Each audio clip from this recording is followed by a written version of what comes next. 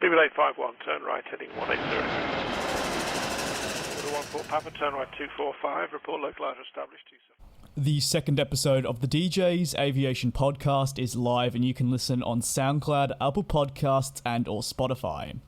The Boeing 737 MAX has re-emerged in the headlines in a negative light following a stint out of it that was heavily focused on resuming deliveries for the type, welcoming in a number of new orders and basically seeing the aircraft return to somewhat normality for the first time in, I'd argue, a very long time. Now, though, a number of Boeing 737 MAX aircraft have been pulled from service and subsequently grounded, following the American aircraft manufacturer noting to a total of some 16 total customers there's an electrical problem with the aircraft.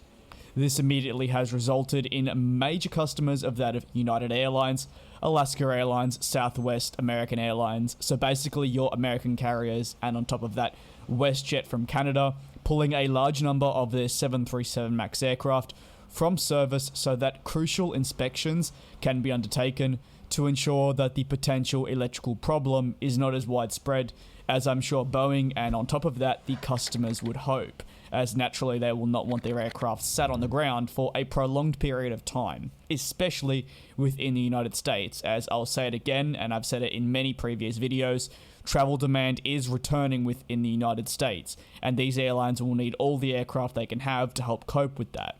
Boeing specifically though is asking customers that it has warned, that being the 16, to inspect their 737 MAX aircraft and determine that there's a sufficient ground path that exists for a certain component of the all-important, might I add, crucial electrical power system. The issue though has been noted to not relate to the MCAS, which of course saw Boeing spend a total of 20 months with the type grounded following two major incidents.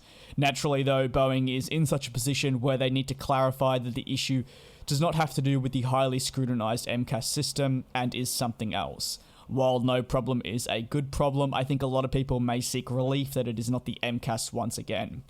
The Federal Aviation Administration, or the FAA, were alerted to the problem on Thursday, and following this, the recommendation was issued to order the grounding and the immediate inspection, might I add, of aircraft to take a look at the problem.